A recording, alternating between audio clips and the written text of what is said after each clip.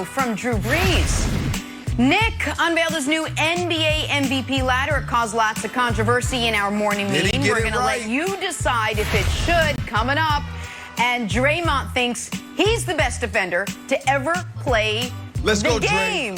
Good Wednesday morning, everyone. Welcome to First Things First. Jenna, Nick, Brandon, Kevin Wilds. Nick, Draymond have a case for best ever? No, he obviously doesn't, but it's not as outrageous as one might think. Not nearly as outrageous as Brandon Marshall mocking my pre-show parenting, telling my 7-year-old to go dominate the day. Go dominate. 7. He wants to have a good day.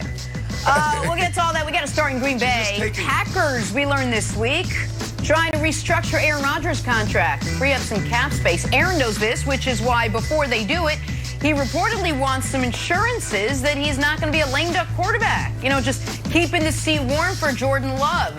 Hey, Brandon, what do you make of Aaron wanting those assurances? Yeah, ooh.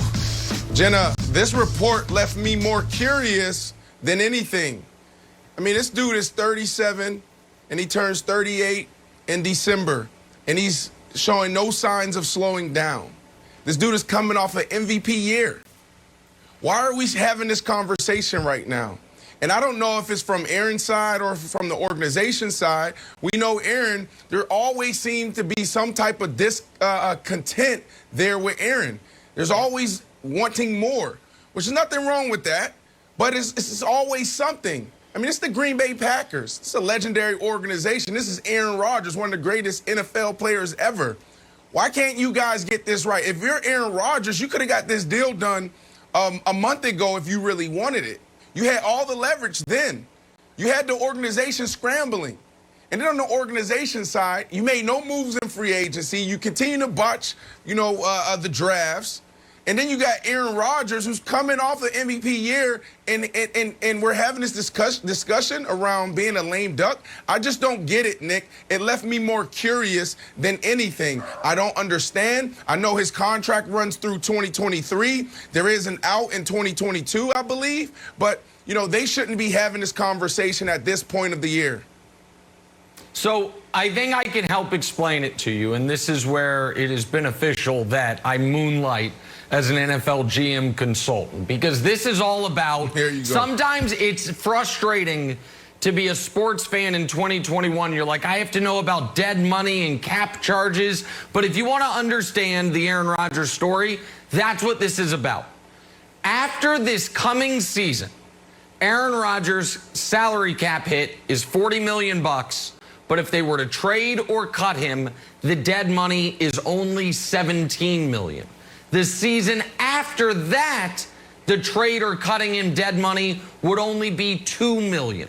So what Aaron Rodgers wants is for it to be more painful for them to move on from him after this year, which also as an added benefit would free up money for them to spend this offseason. Oh, I don't know, maybe money they could use to pay Odell Beckham Jr. if they decided to trade for him.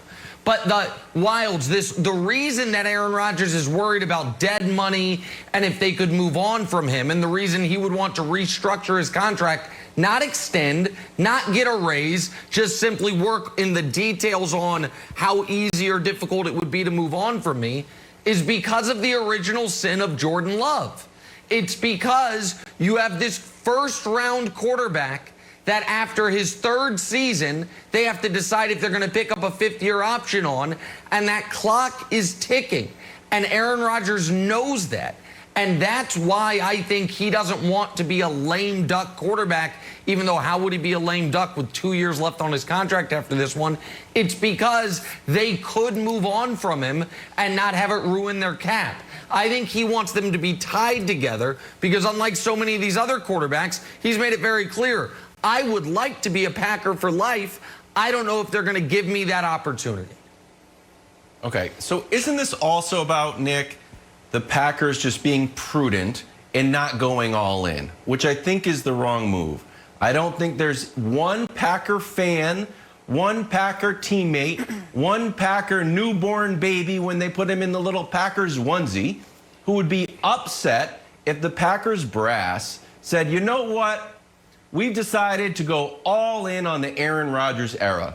We saw what Tom Brady and the Bucs did, and that's what we're going to do. And here's how we're going to do it. We're going to restructure Aaron's contract so we can free up more money. We can be more aggressive in free agency. We're going to put a call into AB. We're going to be more aggressive in the trade market. We're going to put a call into OBJ. And we're going to be more aggressive in the draft. And everyone's like, well, how are you going to do the draft? You got the 29th pick. You got the 62 pick. You got the 92nd pick. That's not like great. We're so good. We always have a low pick. How about this, Nick? We're putting Jordan Love on the trade market.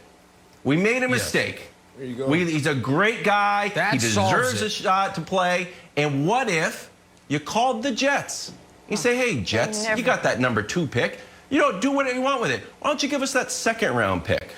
Why don't the 34th overall pick? We'll take that pick. You guys can have Jordan Love. Maybe throw in a 5th round pick, too, just for fun. And the Packers go all in.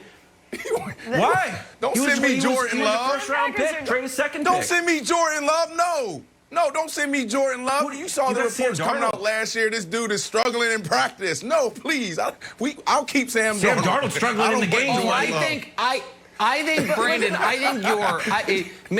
I'm not saying your opinion is wrong, but I don't think your opinion of don't send me Jordan Love is necessarily shared by, I don't know how the Jets feel, but the 31 other teams. When he was projected to be a late 1st round pick a year ago, he hasn't played since then. So I would imagine what Wilds suggested there is actually right about what it would take. Probably, a high 2nd rounder could probably get Jordan Love, and the Packers could move on from. But that also speaks, Brandon, to if you would only give him a 3rd, then that means you wouldn't have taken him in the 1st round. I just don't think the Packers are the only team that would have taken him in the 1st round. Hindsight. But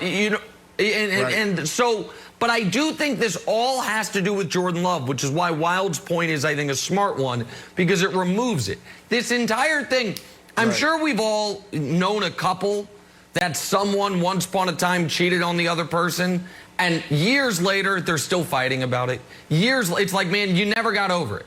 Like, you probably should have just cut bait because you never were able to move on from it.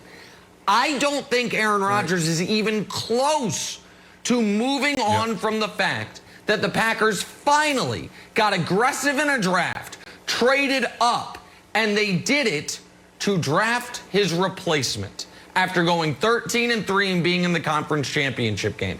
I do not think Rodgers is over that, and I don't think, Brandon, the Packers have given him reason to get over it because they haven't now tried to make it up to him by either moving on from Love or being super aggressive in free agency. So I don't blame him for being concerned that the Packers are looking to the post-Aaron Rodgers era. It's Aaron Rodgers' fault. Then if that's the case, then this all falls on Aaron Rodgers. We're now seeing players understand the power that they have. And we thought that was happening after the year. What happened? We saw Pat McAfee, Aaron Rodgers go on Pat McAfee's show, and he talked about, I don't know what's going to happen with me in Green Bay, but I do know there's a couple of us in the same boat. He talked about Big Boy, and that was Mercedes Lewis, how they needed him back at the tight end position. Aaron Jones, they wanted him back. And he basically used that as a platform to say, bring my guys back. Stop not helping me out in the offseason. And what happened after that? It was a damn storm. Everybody on TV was talking about, wow, is Aaron Rodgers moving on? And then quickly, the organization came out and said, no, that's our guy. So Aaron Rodgers, he probably gave up his leverage. You could have doubled down on that stance then and got everything you wanted. But it's